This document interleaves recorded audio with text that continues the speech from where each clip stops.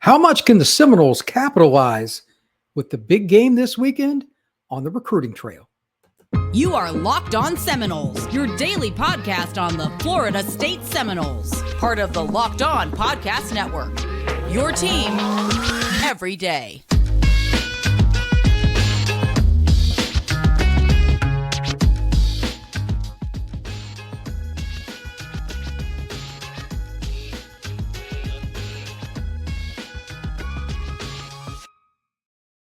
Welcome back into another episode of Locked On Seminoles. I am your host, Brian Smith. Thank you for making this your first listen each and every day on the Locked On Network. We are free and available wherever you get your podcasts and on YouTube, part of the Locked On Network, your team every day. Today's podcast is going to talk about recruiting, but we're going to mix in the Clemson game with Florida State and how big that is, because if you go on the road and knock off a rival, that creates buzz. In today's society, and I've talked about this quite a bit, recruiting has changed a lot. Used to be if you had a good season, the next class after the one you were currently building on would see the benefits. Now, it's almost like it's a weekly deal, up and down. If the Noles go in to Death Valley, this has a chance to be a windfall. And today I'm going to concentrate on the receivers because I think that Wilson and Coleman are the key to the game against Clemson. I'll talk a little bit about that. The history of Florida State wide receivers, obviously it's tremendous. And then we'll go into some of the key players that the Noles are probably going to focus on, and some of which they already have. And then finally, finding that dude. They added Johnny Wilson, and they added Coleman, and they've added other good recruits. They have good recruits in the current class, but going on down the line, class of 25, 26, those are the things that we're going to discuss on this podcast. Today's show is brought to you by LinkedIn Jobs. They help you find the qualified candidates you want to talk to faster. Post your job for free at linkedin.com/lockedoncollege. Terms and conditions apply. Today's episode, like I said, this is a big deal to me. This is why I follow college football so much. It's not that you're winning now. It's how do you win long-term? Recruiting. I've said it 100 million times on this podcast. 80% of your success is recruiting. Like it, dislike it, whatever it is. And let me be clear. When I say recruiting, that also includes the portal now. Ask none other than Mike Norvell, because he's, in my opinion, is the most successful transfer portal recruiter in the country. So what does Florida State have to do to beat Clemson? I'm going to get my prediction. I usually do a prediction Friday kind of deal. We're mixing it up a little bit this week. I've got Clemson winning. I've got Florida State winning 35-24 over Clemson. I'm just going to throw that out right out the gate. Here's why.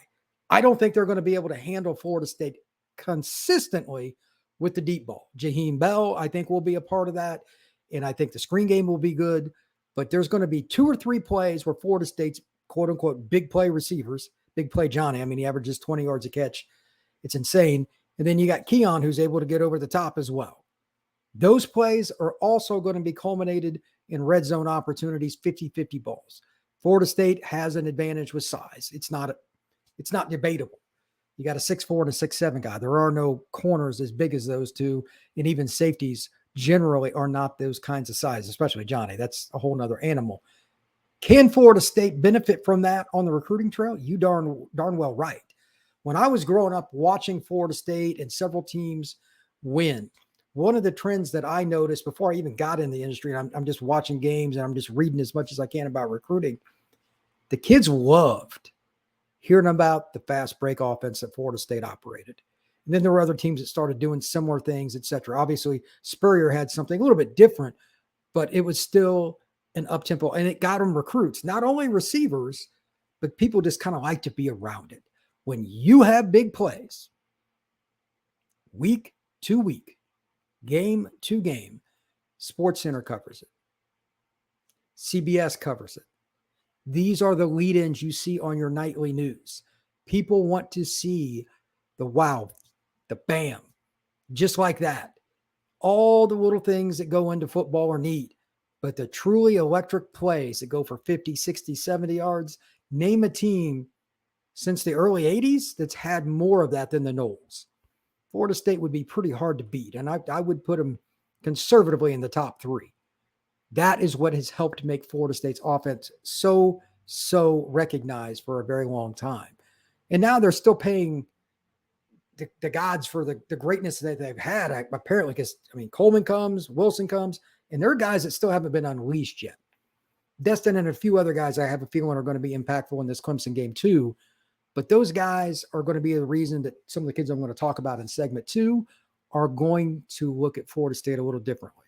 Not that Florida State's not already recruiting 25 and 26 kids good. They've already got a great wide receiver class for 24. I'm not even going to go into that. Florida State did very well. I've talked about that class quite a bit. But this game sets you up for the future. You can never have enough good recruiting. And wide receiver position is now, to a certain degree, one of those special spots. I talk about quarterback, D-line, and corner all the time. Those are the three traditional, to a certain degree, a special offensive tackle. Absolutely. And you need balance on the O-line more than anything.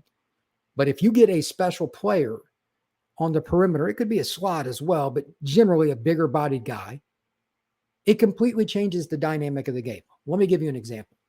One of my all-time favorite college football players to watch, and then a guy in the pros, was Anquan Bolden. Kid who played at Pahokee, recruited nationally, every school in the country offered him. Every school. Played quarterback in high school for the Blue Devils. Goes to Florida State, and they had no problems at quarterback at the time. I'll just leave it at that. The depth chart was there, but they're like, we got to get this guy on the field. I remember talking to somebody in Florida State's back office, and I'm like, I see Anquan played. And I'm like, yeah, we just tried him out one day at practice, and he liked it, and the rest is history. He's a receiver. Well, the offense was explosive. It goes back to what I was talking about a few minutes ago. If it's a lot of fun, you can move guys there that are just great athletes. And to be clear, Anquan could have ended up at quarterback, running back, receiver, or safety, and he'd have been fine. Obviously, he had a tremendous, not only FSU career, but pro career as well. So congrats to him on both. But these are the kinds of things that Florida State can now do. You can recruit guys that can play on either side of the ball. Here's another example. DJ Pickett, a kid I know very, very well. Class of 2025, national top 10 kid, period. He's a kid that can play about 4 or 5 positions. Maybe he comes to Florida State and he just, because of the offense that they're running out, maybe he would want to play receiver instead of DB. Most project him at DB, but not many people thought Anquan Bolden was going to play receiver either. The point is still the same. If you run a offense that is very attractive, you're going to get more recruits to come. You'll figure it out later. That's bottom line. Bottom line. The second segment I mentioned a minute ago that I'm going to talk about the kids, some of them at least, in the state of Florida that they're recruiting at receiver, some kids are going to look at, etc.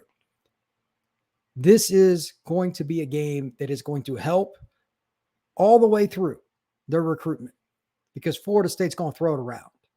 You have to attack Clemson vertically. You have to attack some of their younger corners. They got talent, but Florida State has a clear advantage, and that's why I picked them to win by 11.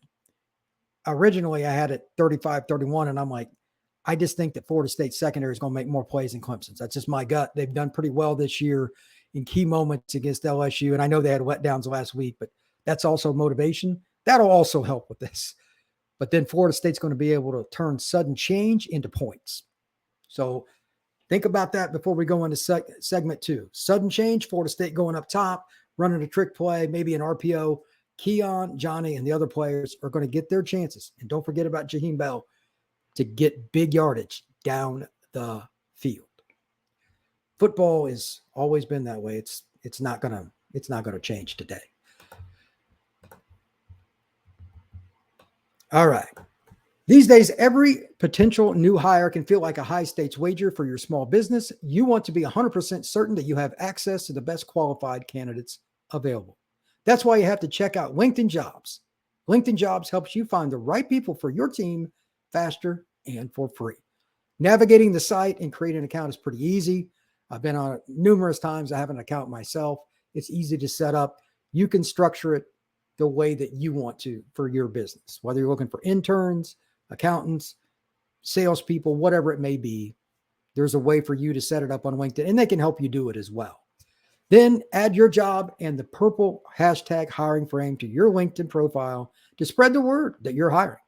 Simple tools like screening questions make it easy to focus on candidates with just the right skills and experience so you can quickly prioritize who you'd like to interview and hire. LinkedIn Jobs helps you find the qualified candidates you want to talk to faster. Post your job for free at linkedin.com/lockedon. That's linkedin.com/lockedoncollege to post your job for free. Terms and conditions apply. That is a website I've been going to for a very long time. And there's another website I go to quite a bit as well. And a friend of mine does even more than me. And that's DoorDash. Love the convenience of getting what you want right to your door. With DoorDash grocery delivery, you can stock up for faster for the week of the order or last minute cravings and conveniently. The thousands of grocery stores to choose from, you'll find the best in your neighborhood and boost your local economy with each and every order from DoorDash. You'll get exactly what you ordered, or we'll make it right. So sit back and enjoy your quality groceries just like you picked them up yourself at the grocery store. Get 50% off your first DoorDash order, up to a $20 value when you use code LOCKEDONCOLLEGE at checkout. Limited time offer. Terms apply.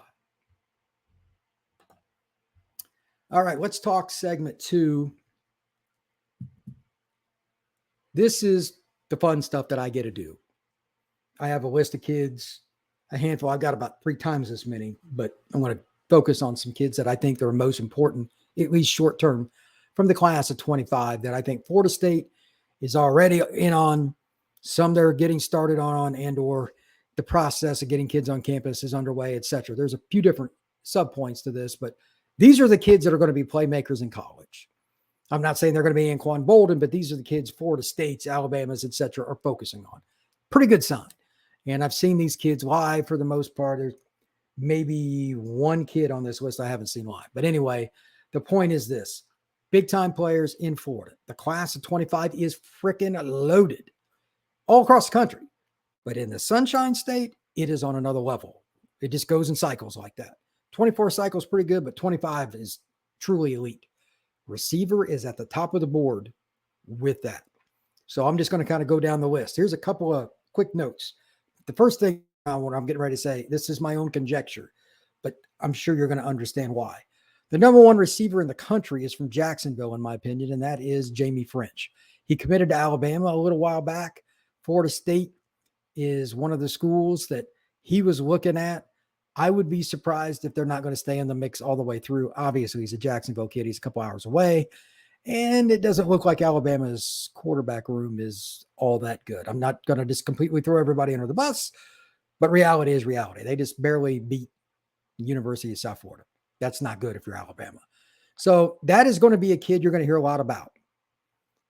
Big time route runner, very twitchy, tremendous hands, tremendously gifted with the hand-eye coordination, makes awkward catches look natural. He's a kid I've known since he was 14. When I first saw him, it was like, okay, this kid's playing 15 UI, and they're like, well, he's 14. And I'm like, oh, okay. So, and he was dominated.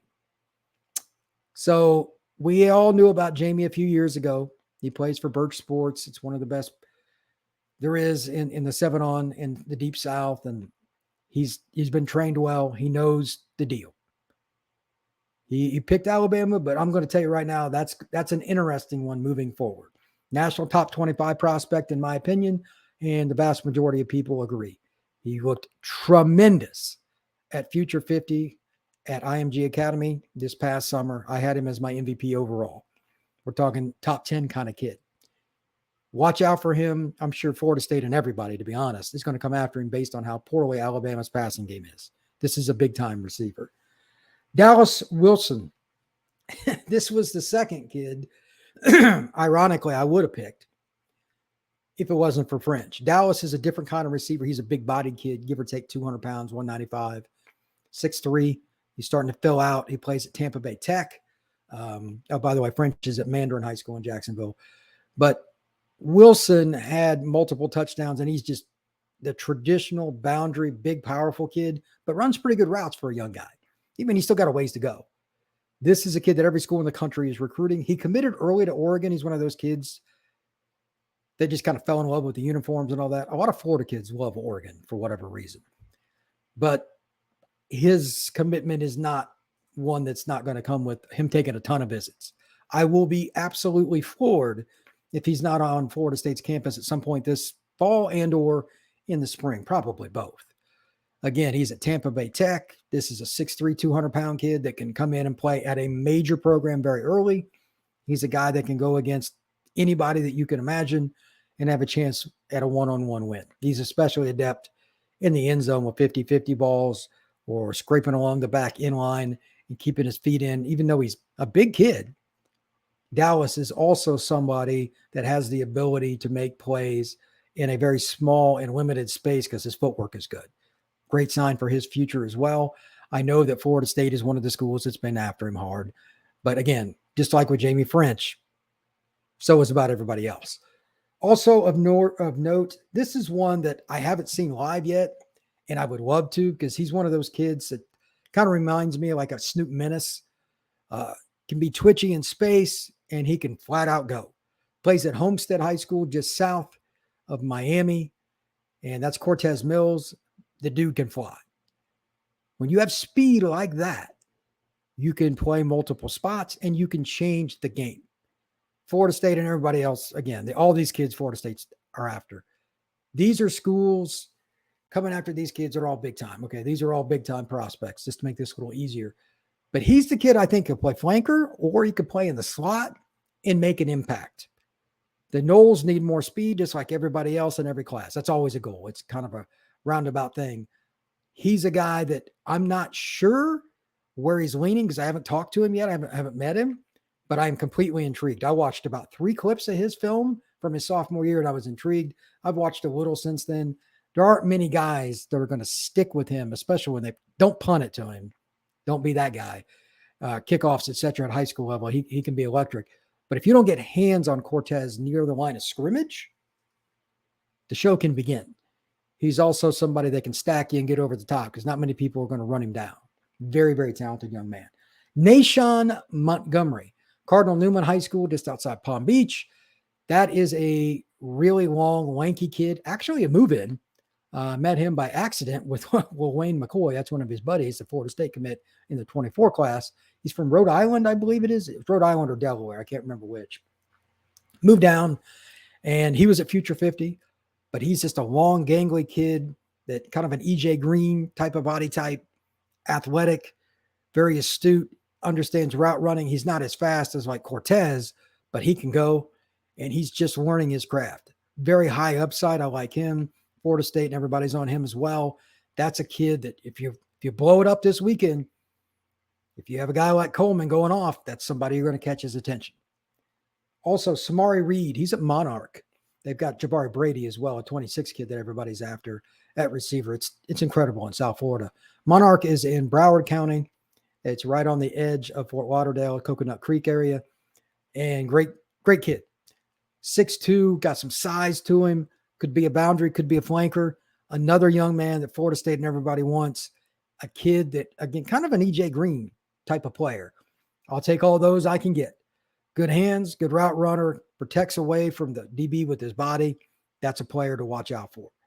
We also have Kamari Williams, and there's a couple kids at this school. Palm Beach Central up in Palm Beach County. Kamari is a kid that I actually saw at Chaminade Madonna. He could really go. Athletic and long. He just recently transferred to Central. Miami and Florida State are two of the schools that are really, really on him. There's been rumors about him committing to Miami, but I wouldn't put a lot of stock in that to begin with. But at the same time, Florida State does something this weekend, that can change. Let's talk about Koby Howard. He was originally at Catholic High School in Pensacola. I met him when he was a freshman, knew he was a dude. He could flat out fly. He will run by you. Big time athlete, could play flanker, could play slot, extremely motivated to play the game of football and to be an NFL player. Not many guys kind of have his mindset. Reminds me a little bit of Jeremiah Smith in that regard. Can really play. I'm curious to see what he's going to do. I have no idea where he's going to go, and I know him. I chat with him once in a while. But that is a kid that Florida State has to get on campus as many times as possible. He's a North Florida kid. Even though he moved down to South Florida, he's familiar with FSU. Jade Card, he's at Norland. This kid is yoked up. 195 pounds, no body fat. Know him pretty well. Saw him play earlier this year at Lakeland when Norland came up north. That is a kid when he walks on the field, you don't need a roster. You know who Jade is. He's got all the schools, all 3 in-state schools are all over it. Early on, I was told Florida State, Miami. He had Florida gloves on the other day. He changes the gloves all the time. One of the coaches told me that. That's not surprising. Go wherever he wants. Very, very good football player, can run routes. Great blocker already. Good teammate. That's the kind of kid you want in your program. Let's also talk about one kid that I had a chance to see last year and didn't know much about him, and he caught my attention when I was at a practice. And he's also committed in the Noles. DL Hardison. He's from O'Galley in Melbourne. He's a slot. He's a pure slot. Very elusive. This is the kind of kid, like Snoop Menace, use his example again, that you want on your program for the roster because he can help you in a lot of ways. Punt returns, kickoff returns, screens, bombs, overs, whatever. He is a nightmare if you do not get your hands on him. A little bit like Cortez Mills, but not quite as tall. Very difficult. I was told before he committed to Florida State that was where he's going to go. He's always been a Florida State fan, and shortly thereafter, he did commit to the Noles. Before I go into segment 3, all of these kids are big-time players at the high school level. We're going to be talking a little bit about, just in the last segment for about 5 minutes, about finding that elite guy and how that changes your program. That's very important. Also of note, just to get it out there, College Football Live, 11 a.m. to 1 p.m. every Friday on the LOCKEDON Seminoles channel and any other YouTube for that matter. You can check it out. It's all the stuff that you want to know about for the Florida State Clemson game, for any game across the country, injuries, updates, coaching situations, all of it. Make sure you check it out. It will be downloaded on LOCKEDON Seminoles as well. Again, though, it's 11 a.m. to 1 p.m. on each Friday live. It is a live show, so you can check it out. All the guys are from across the network, all the gals too. We're going to be right here. So you can check that out. We do have one more segment to go. And before we get to that, I have one more thing. I got FanDuel. This is America's #1 sportsbook. Get ready for the NFL season with incredible offers from FanDuel, #1 sportsbook. Right now, new customers bet $5 and get $200 in bonus bets guaranteed. Plus, all customers who bet $5 get $100 off NFL Sunday ticket from YouTube and YouTube TV. Now is the best time to join FanDuel. The app is easy to use, it's easy to navigate, and you can bet on everything from spreads, props, and more. So visit FanDuel.com/lockedon and kick off the NFL season with an offer you don't want to miss. FanDuel, official partner of the NFL. We are to one of the fun points of recruiting, the culmination. That's what this third segment is about. We're going to just talk for about 5 minutes about the difference between having a guy and not. And what I mean by a guy is when your team comes out on offense, does the other squad literally, okay, he's over there, so we got to do you have somebody that changes how they operate? That is a checkbox. Florida State generally does. Right now, they got a couple. But when you don't, think about Florida State teams that struggled, even for a couple of games, because maybe a player was out. Maybe a player was playing, but he wasn't himself. He was 75% nursing a hamstring, coming back from an ankle sprain, hurt his elbow, whatever. It changes play calls, the scoreboard, and who wins. Florida State needs as many big play wide receivers as they can possibly muster. That's why I went through all those receivers right there. And by the way, that was just the beginning list. Believe me, there are kids in North Florida, Jacksonville, Orlando, etc. I've just barely scratched the surface with that list that I just started. I just don't have enough time on a podcast like this to go through everybody, just to be clear. But I wanted to use a couple guys as examples that you'll be familiar with and how I think they changed the game for Florida State and how the Noles can kind of use that same blueprint headed forward in 24, 5, 6, 7 as they continue to recruit. Here we go. #1, Anquan Bolden is my favorite Florida State receiver ever because of 2 reasons. The first one is pretty simple, just reliable. And I'm not talking about catching the ball. It could be a reverse. It could be blocking. He was a really good blocker in the NFL. He was renowned for that. And you're just doing his job. When you're consistent and you're a high-level player in terms of making the 50-50 ball, etc., your teammates respect you, practice goes better, coaches like you, it shows good on the program. That's why Anquan was in the NFL for a long time. Yeah, he could run. Yeah, he was strong. Yeah, he had great hands. Effort, determination, and being a teammate. Those are things that get you over the top to the truly elite level. And that's not just talking about the National Football League and trying to get a gold jacket and all that, which is great. It's about winning football games first. You got to get to one point before you can get to the final resting point. So I think Anquan Boldin kind of represents what college football should be from an effort standpoint. And the Noles obviously benefited from him coming to Tallahassee. Another guy is the easy one to pick. It's not going to surprise you. Peter Warrick. When he came out of Bradenton Southeast, he was a national recruit, national top 25 kid. He picked Florida State, and he could have done about anything he wanted position-wise. He focused on receiver after being an option quarterback in high school, but teams had to adjust to him. In that 99 title game, he returned a punt that kind of helped Florida State seal the deal. They lost momentum in the game at one point. If he doesn't score that, they might have screwed it up and not won. You never know. Sometimes a single player has to kind of carry you. Virginia Tech was good too, but Florida State was way better. That's why you need special players. The kids that I talked about in segment 2, I'm not saying any of them are Anquan Boldin or Peter Warrick or even EJ Green, but you have to take as many of those and have as many opportunities as possible to find one. You don't know who's going to put in the work until they're on your campus. That's the crazy part about recruiting. You're dealing with kids that primarily aren't even 18 years old yet. Before they hit your campus, they might turn it, but they're young. Their maturity and everything takes things different directions. That's why you must sign as many as possible. Allow the chips to fall where they may. The kids that do right by the coaches, the university, etc., those are the programs those are the teams that are going to win big. I mean, it's just part of it's luck. I'll give you that. But you got to have the right blend with the coaching staff, the administration, and strength and conditioning and all that too. It's very unique. It's incredibly fun to follow, especially behind the scenes for me. And I just want people to understand that this is not something that happens overnight just because a kid's rated a 5-star. There are a lot of things that go into it behind the scenes with family life, with the ability to go out and train, to get a trainer in the off season, to do all the little things as they grow up before they even get to college. And then when they do, they obviously have access to the strength and conditioning program forever. But how much do they utilize it? Finding that guy that ends up being a Keon Coleman and Anquan Boldin will keep Florida State in the top 10 and a lot of times in the top 5 because teams have to say, where's that guy at? That means we can't cover him one-on-one most of the time, if ever. So that's something to think about. Again, just want to reiterate before I wrap this podcast up, and please like, subscribe, and give me a thumbs up.